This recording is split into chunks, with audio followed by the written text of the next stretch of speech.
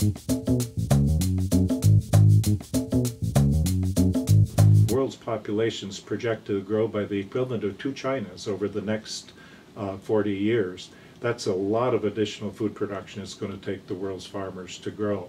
When we add in the effect of record rates of poverty reduction in the world, that the population growth plus the poverty reduction is increasing demand for food at a record pace. And agriculture worldwide simply hasn't been able to keep up.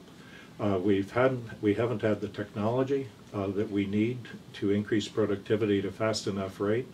In 2008, we had a sudden explosion of prices upward.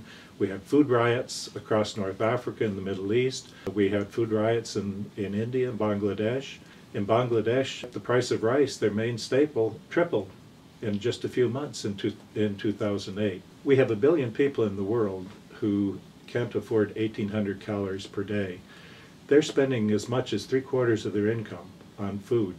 So if the price of food increases significantly, they're in trouble. We saw the price relax somewhat during 2009, but in 2010 it started its upward swing again.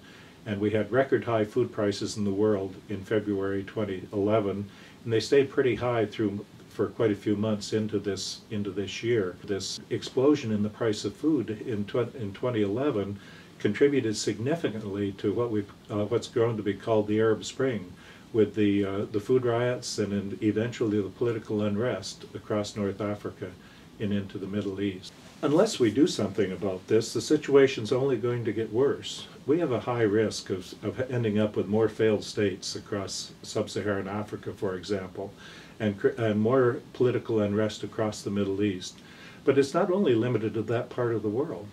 India, for example, is projected to have 400 million more consumers than China by the middle of the century. And yet they've got no more land to produce it with. They're probably going to have to do it with less water.